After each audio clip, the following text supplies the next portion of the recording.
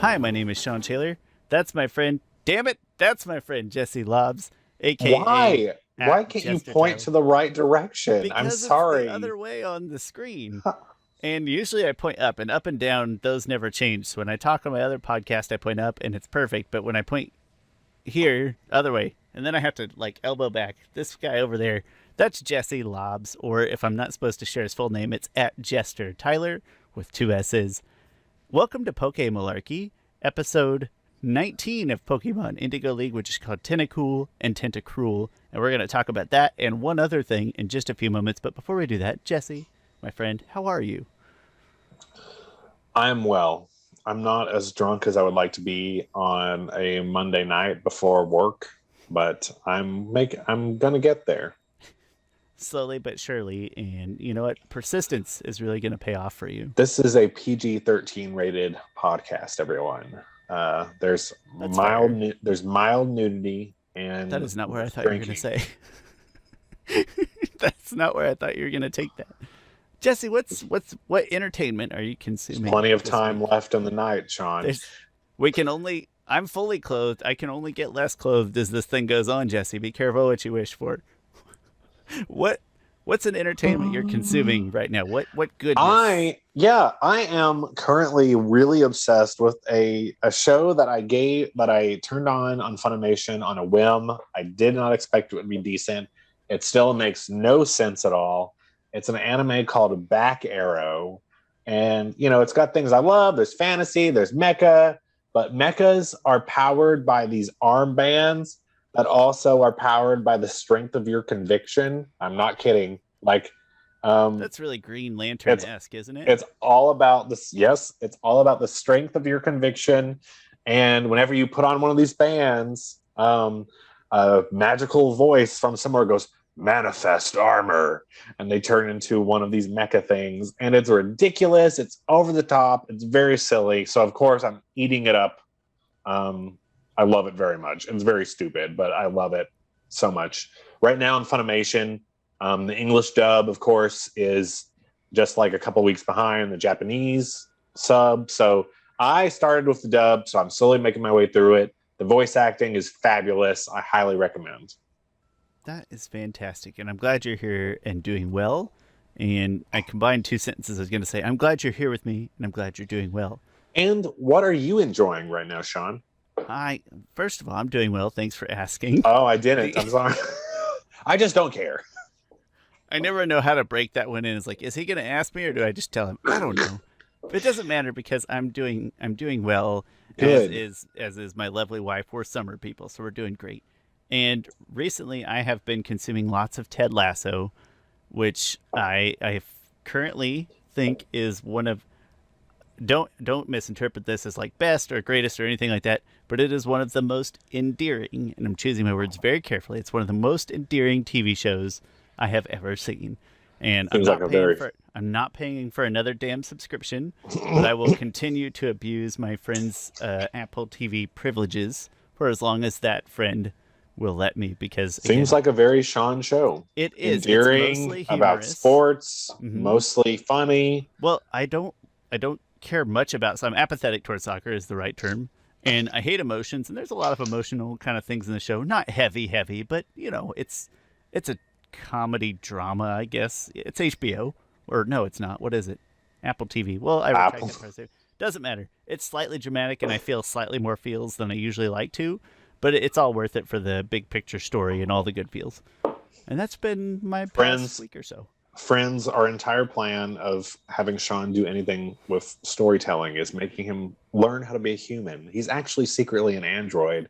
And over time, we hope by injecting more and more stories into him that he will begin acting more human. It explains a lot of his weirdness, I think. I think that's fair, and most people's goal for me is to try to get me to feel more feelings, and I actively resist that, and I say no because the paradox will make my brain explode, and I'm not going to do it because I know what's best for myself. But hey, we're not here just to talk about all these other awesome things that we're doing, even though they're awesome. That's part of the reason. But the main reason we're here to talk about, gosh damn it, I can't even speak in English. The main thing that we want to talk about today is a little episode of the Pokemon television show Indigo League, so season 1, and it's episode 19. It's called Tentacool and Tentacruel. Oh, yes. Jesse lets you and I walk through kind of a light summary and then lay out some harsh feelings on the episode. Well, they don't have to. I've got a quick summary if you want. Please, yes. Okay. So, of course, Tentacool and Tentacruel originated back in August 5th, 1997. Us lucky Americans got it on Kids WB, if you're of Sean and Mai's age, on October 1st, 1998, which is an insanely long time ago to think about. But our protagonists are stuck in the beautiful resort city of Porta Vista because they missed the boat. So they're waiting around for the boat and they get an explosion to discover that a group of Tentacool and Tentacruel end up attacking the city because this beautiful, beautiful woman named Nastina, because of course she's gorgeous, named Nastina. Her name is Nastina. She wants to just continue building her resort town, make lots of money, continue to have beautiful boys and Speedos all around her, but she's completely neglecting the natural side of Pokemon, and that's getting in the way of things. So as a result, of course, being water Pokemon, Misty ends up being required to appease the Tentacool and Tentacruel, who are upset that Nastina is destroying their natural habitat. And during the course of that, Misty gets an addition to her Pokemon, which is amazing because that's really rare. Sean, what's the Pokemon she gets? That they actually do their job. Does she catch Tentacool? No. What does she catch? Did I miss it? Little horsey. Oh, the horsey that was initially trying to send the message. Yes, the horsey tries to alert the team. She's she's like, we gotta heal this horsey. Yep. I better catch it in my Pokeball first. Yep. Listen here, you selfish bitch. No, sorry, go ahead. And then, and what a win, because they managed to communicate through to the Tentacruel, who end up using Meowth of Team Rocket's Meowth as a voice box to speak to the humans, to tell them, this is all the terrible things that Nastina's done. This is why we need to attack the city. But fortunately, our protagonists are able to handle it. I have 2 questions before we kind of dive into our ranting, so to speak. First of all, is in Japan, so we have a name like Nastina over here, right? That's very telling of the character, and that's a common thing for us in our anime. Is it the same way in Japanese? Like if we spoke Japanese and watched the original anime, would we have that same kind of alliterative naming convention, or is it just an easy way to transcribe a name when they dub? That's a really good question. Oh, I would be curious if anybody out there knows the answer. And then second question is, Speedo, is that a brand thing? Like you can't call all Kleenex? I mean, I still do. They're supposed to be tissues, but only Kleenex. Are these? It is a brand thing, yes. Okay. But like you said with Kleenex, everyone calls. It's a Speedo. I don't want to say banana hammock, Jesse. I just can't bring myself to do it more than twice. Banana hammock. See, you're missing out. Quota. There's my quota. Makes me think of that episode of Friends with Princess Consuela Banana Hammock. But okay, Jesse, tell me your thoughts. Give me your feels on this here episode. First, as we've discussed many, many times before, one of the central tensions, before I get into anything silly, let me start with the meat of the whole thing. As we've discussed many, many times before, there is despite the fact that this is a world where people put animal-like beings, like they pit them against each other to fight to the near death. There's a constant story about a natural environment and humans impacting it, and the effect of humans impacting that natural environment, like the relation it has on Pokemon. Very clearly, that's the same kind of story we're getting here. We got it at Mount Moon. We've got it elsewhere. Nastina wants to build a resort city. She doesn't care how many water Pokemon she hurts on the way, especially because in her eyes, Tentacool and Tentacruel are worthless. You can't eat them. You can't do anything with them. They're just there. So to her, they're worthless. But that's not the case. This is the magical world of Pokemon. Every Pokemon's important. And Nestina gets hers. So, I was a little surprised that you can't eat them, but then Jesse and James's big plan is that they're going to capture them all and open up like a fish market. It's like, are they the only ones that know they can't eat them, or is there a well, secret like a SpongeBob thing where you squeeze the jelly out of them and then they're I will it's I will delicious. remind you that we did observe Jesse, at least Meowth, try to bite into a Magikarp and lose all of his teeth. So they're not very up on the Pokemon culinary scene.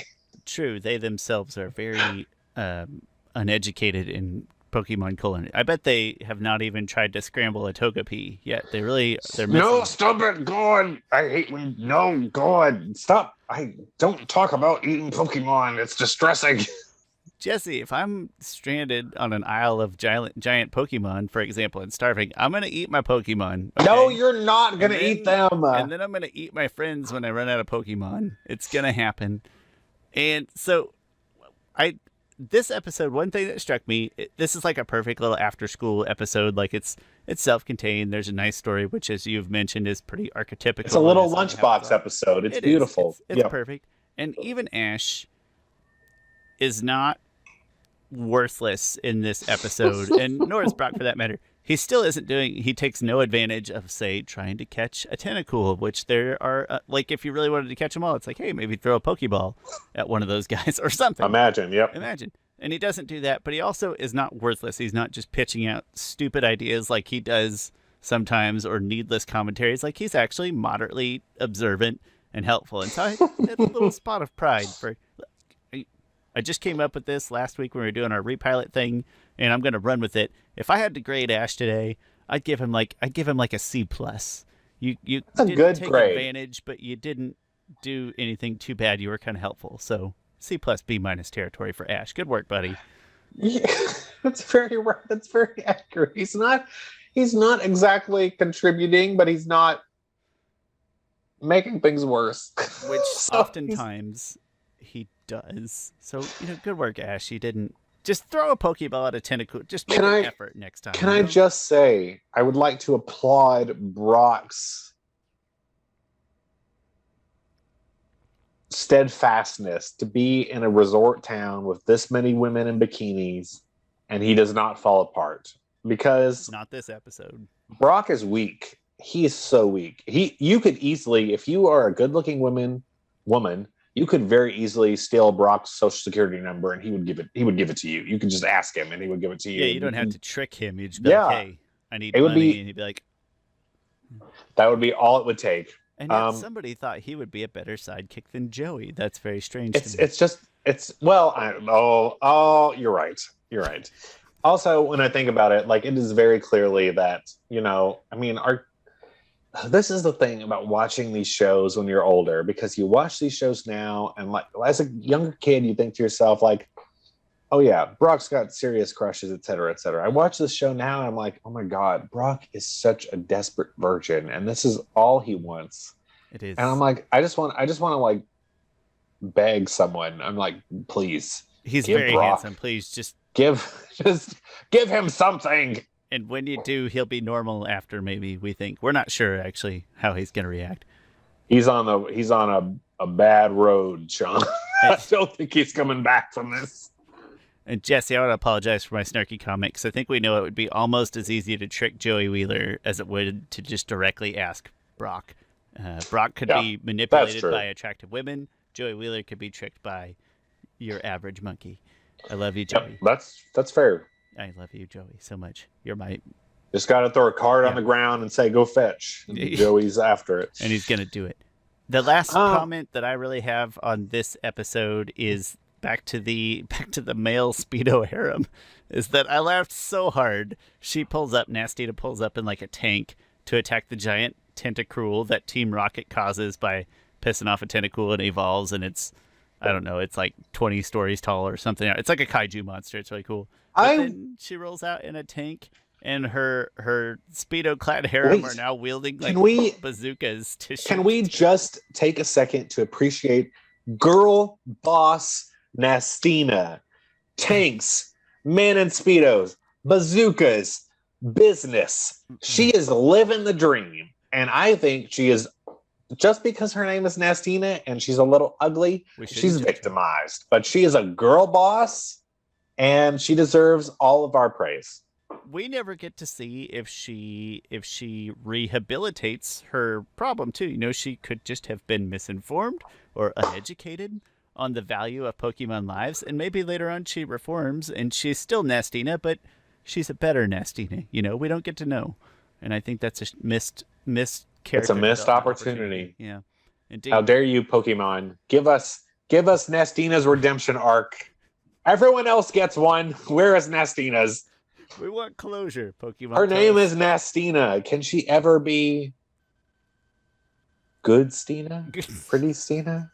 It just doesn't have the same flow. She's going to be Nastina forever. It's just necessary. I'm sorry.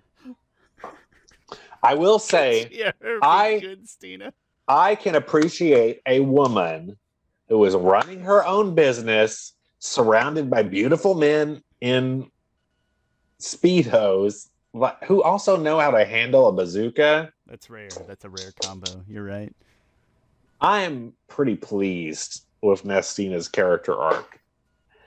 Again, she did try to destroy an entire Pokemon species in this environment. Can't overlook that. But that was a bad how many jobs move. is her new resort going to create, Jesse? You know, there's a cost to everything. There you go. That's right. How many jobs did we lose when we said Pokemon are rehabilitated? That's all I'm saying. She deserves the opportunity. Jesse, I'm out of thoughts for the episode. Hit me up with the rest of yours. I'll be quiet this time. I don't know. This is one of those. Okay, can we think about how one thing that's not talked about enough, and if you played the earlier Pokemon, one of the most aggravating things in the games is that, like, as Zubat and say Rattata are to like traveling through caves or just the forest, Magikarp and Tentacool are the same way in the water. But right now I am playing through Pokemon Silver, and I have a Tentacool who's kicking asses all over the place, because you forget that Tentacool can not only use water type attacks, obviously, but psychic attacks as well. And we're reminded of that on this episode when a Tentacruel uses Meowth to speak through, which is amazing. It's a horrifying, slightly terrifying clip. Yes. Maybe if I get ambitious, I'll stick a little snippet of that in here. If I get ambitious. Oh, you should. Right? You should, just so our audience can hear how terrifying Meowth's voice becomes. Though you are Pokemon, if you take the human side, you are our enemy. And yeah, it is truly horrifying. So it is scary. To wrap up, I would say this classifies as just kind of a very classic Pokemon episode, as we mentioned before. It follows a strict archetype. It's not particularly serial, other than the fact that they were on a boat previously. So we're in this very self-contained motif. But other than that, yeah. And it just is a pretty decent representation of sort of an average Pokemon episode, with the caveat that Ash is slightly above worthless in this one. So good work. It's a fun one, I will say, and I think I've told Sean this before. I had a VHS of Pokemon episodes, and on it included Pokemon Shipwreck. It included Island of the Giant Pokemon. It skipped over that next one, Beauty and the Beach, and it went straight to Tentacool and Tentacruel. So I had those three on a VHS. We skipped Beauty and the Beach. Is that the band one? That's the boob one. The boob one. Wait, the band one. Yeah, I was gonna say. Yeah. It's the boobs. Okay. So James has boobs. If you follow Pokemon, you all know James has boobs, and we were denied it because we live in America where no one lets me watch James have boobs. We can't. I'm offended. Some casual James boobs here. Jesse, we'll cover that one at some point. I didn't realize that was there because I use Pokemon TV. So if it isn't on the Pokemon TV. We're going to have to watch it. We're going to have a special episode, Sean, where we watch it in the sub, because as far as I know, there's no dub that exists for it. Yeah, we'll watch a sub version. It'll be great.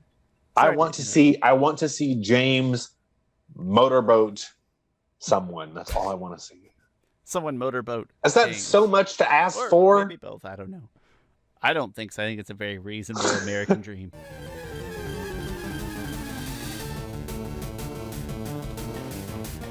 So, Jesse, to wrap up this episode, we are going to try something a little new. And we're going to spend just a few minutes talking about something that we have decided to call Pokédjacent or Pokédjacent. I don't know how to pronounce it yet. I'm thinking about it. And we're just trying to spice a little variety into our little episodes here. And I want to remind you that we're comfort food. We're not here to persuade, definitely, and barely here to inform.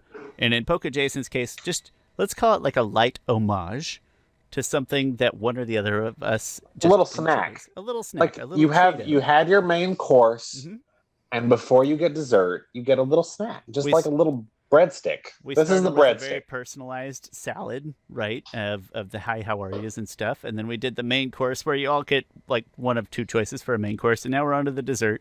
And I picked the topic this week, and again, just a nice homage.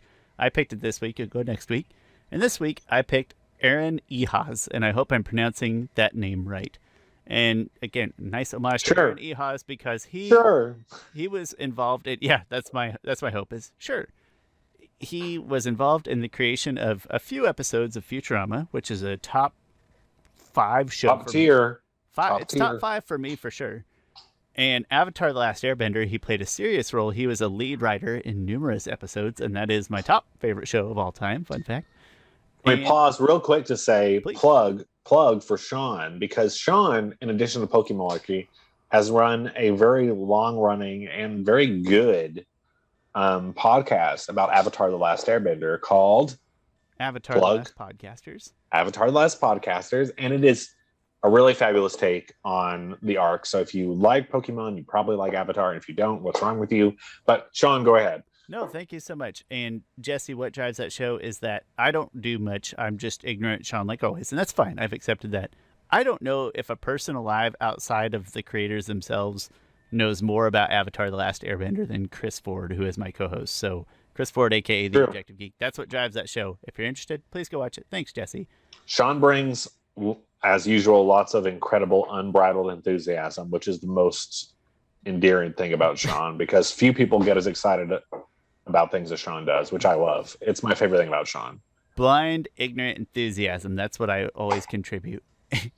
Last but not least on Aaron Ehasz is he's doing the Dragon Prince, which we're just 3 seasons in at this time. And I would say it has like top... to watch that. I'm going to say it has top 10 potential for me. It may or may not land there, and it's probably not as good as some of the other stuff, but it is very good.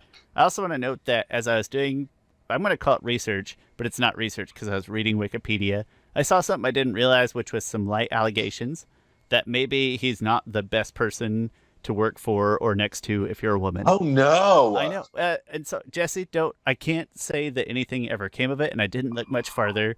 But there were allegations. So I just want to say I'm not going to comment on his character or anything like that. God. You've just shattered my world. I don't like that.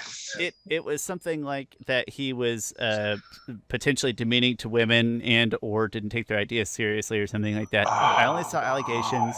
I don't saw what else came up. I didn't read a lot, but that was in Wikipedia, so they're at least out there. So not commenting on him as a person or anything like that, or pretending to know anything.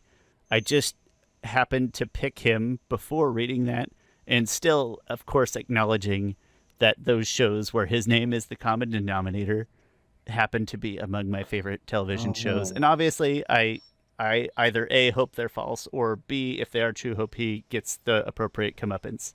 Yeah, oh my God. So why can't people just be good? I hate to. Good for you. Good for you for saying that, because it's hard for all of us when we, really like somebody to find out they're not great. Likewise with you. Frankly, I don't. Likewise with you. I hope that they are just allegations, because I haven't looked into it either. But it's sad. It's sad that it has. A lot of people, I will say, as I think we've discovered with all kinds of things, like lately with the, all things recently, like with Activision and other stuff, that like a lot of animation companies don't treat their women employees as well as they should, and that's upsetting. I hope this is not the case, but I will say I have really appreciated their contributions, Aaron's contributions to Avatar and the world of Avatar. I would say that's a good pick, Sean. Like, that's a really great series to plug. And also, I hope people go and listen to your podcast, the other one, because it's incredible. It's great. And I'm glad that you appreciate both Avatar and Futurama. Watch Dragon Prince someday. I hope you get to it. It's not earth-shattering or anything like that. I will get to it. I'm always okay. Everyone, all I watch are cartoons, so I'm always behind because anime, other cartoons, it's hard to balance. I do my best. Okay. There's a lot to watch. There's too much content and too little time. Jesse, thanks for indulging me in our first ever Pokédjacent topic. We hope that the segment itself, we hope you don't hate it, quite frankly. And I look forward to Jesse's pick. It's here forever. Next time. It is.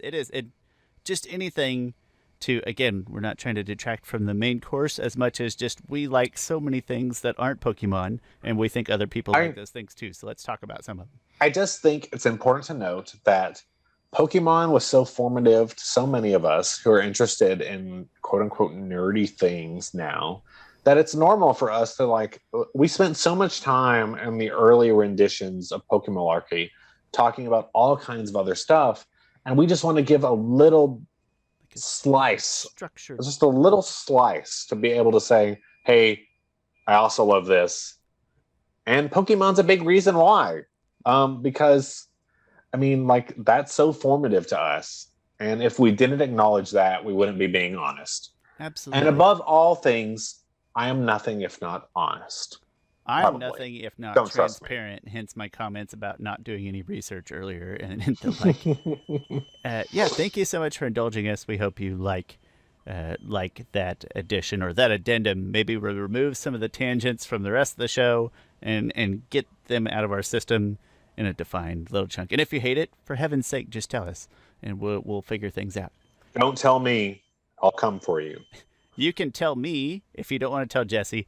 You know what? Tell Jesse other things. Go tell him that he's fantastic, and do that at Jester Tyler, Jess Tyler. Only flatter me.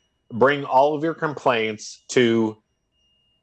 If you bring your complaints to at Pokemalarkey, that's better for me because I can disassociate them from my real life. It feels less like you're complaining about me as a person, and more that you're complaining about a product. And I am very sensitive, so if you complain at me personally, like Jesse, I will break down into tears. But if you complain at Pokemalarkey and it's constructive, we would love to hear that feedback. And that's clear. On all of the social mediums. Jesse, you are on Twitter primarily. Just so we're clear, I won't break into tears. I'm going to brutalize you. So. I did not realize he was so violent, but we can unpack that in some other episode if you would like. Thank you so much for watching Pokémalarkey. This has been episode 19, Tentacool and Tentacruel of the Indigo League, at least as we get it over here in the States, episode 19. Apparently, episode 20 in Japan is what I hear. We are so excited to be back, and we look forward to talking to you again next time. Yes, thank you. Love you. Bye. See ya.